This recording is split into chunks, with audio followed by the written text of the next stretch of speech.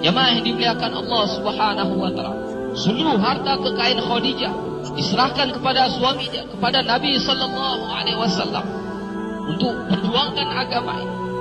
2/3 kekayaan kota Mekah milik Khadijah. Tetapi ketika Khadijah hendak menjelang wafat, tidak ada kafan yang digunakan untuk menutupi Khadijah, jasad Khadijah.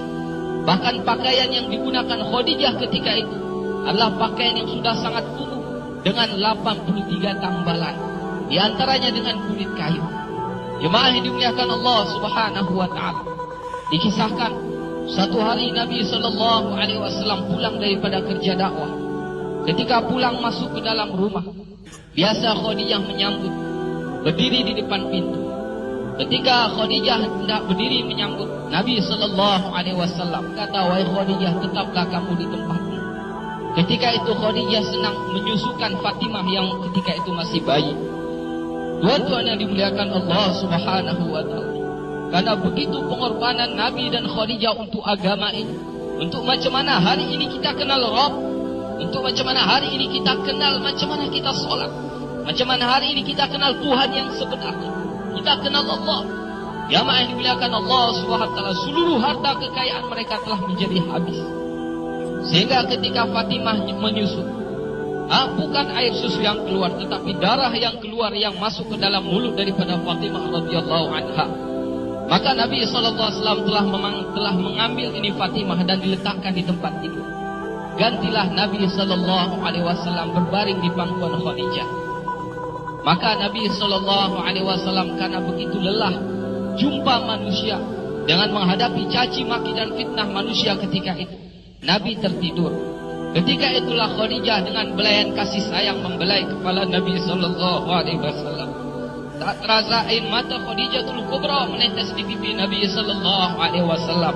Nabi pun terjaga. "Wahai Khadijah, kenapa engkau menangis? Adakah engkau menyesal bersuamikan aku Muhammad? Dahulu engkau wanita bangsawan, engkau mulia, engkau hartawan, tetapi hari ini engkau telah dihina orang. Semua orang telah menjauh darimu. Seluruh harta kekayaanmu habis. Adakah engkau menyesal, wahai Khadijah, bersuamikan aku Muhammad?" Khadijatul Kubra kata, "Wahai suamiku, wahai Nabi Allah, bukan itu yang aku tangiskan. Dahulu aku memiliki kemuliaan. Kemuliaan itu aku serahkan untuk Allah dan Rasulnya. Dahulu aku punya kebangsawanan. Kebangsawanan itu pun aku serahkan untuk Allah dan Rasulnya. Dahulu aku memiliki harta kekayaan. Seluruh harta kekayaan itu pun telah aku serahkan untuk Allah dan Rasulnya. Wahai Rasulullah, sekarang aku tak punya apa-apa lagi. Tetapi engkau masih terus memperjuangkan agama ini. Wahai Rasulullah, sekiranya aku telah mati, sedangkan perjuanganmu ini belum selesai. Sekiranya engkau hendak menyeberangi sebuah lautan, engkau hendak menyeberangi sebuah sungai, dan engkau tidak memperolehi rakit pun ataupun jembatan, maka engkau galilah lubang-lubang kuburku, engkau galilah kuburku, engkau ambillah tulang belulangku, kau jadikanlah sebagai jembatan untuk engkau menyeberangi sungai itu, untuk jumpa manusia. Ingatkan mereka kepada kebesaran Allah, ingatkan mereka kepada yang hak, ajak mereka kepada Islam, wahai Rasulullah." Tuan-tuan yang dimuliakan Allah Subhanahu wa taala, seorang nabi yang agung, seorang istri yang agung, suami istri berpelukan sambil menangis memikirkan agama ini. Allahu Akbar. Jemaah yang dimuliakan Allah Subhanahu wa taala, agama tersebar. Hari ini kita kenal Allah bukan dengan mudah, jemaah yang mulia. Agama sampai dalam kehidupan kita. Agama sampai ke kampung kita. Agama masuk ke dalam rumah-rumah kita. Agama sampai ke dalam hati-hati kita, jemaah yang mulia. Bukan dibawa oleh burung, bukan dibawa oleh angin, bukan dibawa oleh air sungai yang mengalir, bukan, jemaah yang mulia. Tapi dibawa oleh pengorbanan Nabi dan para sahabat. Dibawa oleh pengorbanan para janda sahabat. Dibawa oleh pengorbanan yatim-yatim para sahabat, jemaah yang mulia. Ulama beritahu hari ini kita senang-senang amal agama di atas penderitaan dan jeritan janda-janda dan yatim para sahabat. Hari ini kita kadang-kadang senang amalkan agama di atas penderitaan Khadijatul Kubra radhiyallahu ta'ala.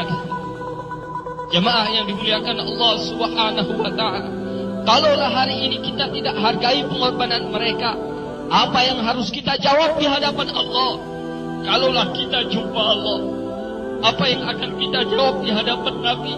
Kalau kita jumpa dengan Nabi, apa yang akan kita jawab kalau kita jumpa dengan Abu Bakar yang telah menghabiskan seluruh harta bendanya untuk agama ini? Apalah yang akan kita jawab, wahai ibu-ibu yang mulia, kalau ibu-ibu jumpa dengan sahabiah-sahabiah yang telah mengorbankan suami-suami mereka syahid di jalan Allah? Apa yang akan kita jawab sekiranya kita jumpa dengan anak-anak yatim para sahabat, sedangkan mereka telah mengorbankan ayah-ayah mereka untuk perjuangkan agama ini? Jamaah yang dimuliakan Allah Subhanahu wa ta'ala, agama ini sangat berhajat kepada pengorbanan jamaah yang. Agama tidak akan tersebar dengan tulis-tulisan. Agama pun tidak akan tersebar dengan cakap. Agama tidak akan pernah wujud dalam kehidupan kita tanpa kita mengorbankan diri kita, jemaah. Sudah menjadi syarat. Agama akan wujud melalui pengorbanan, jemaah yang mulia. Hidayah akan datang dalam diri kita melalui pengorbanan. Agama akan tersebar. Hidayah akan tersebar ke ujung-ujung dunia, jemaah yang mulia, melalui pengorbanan.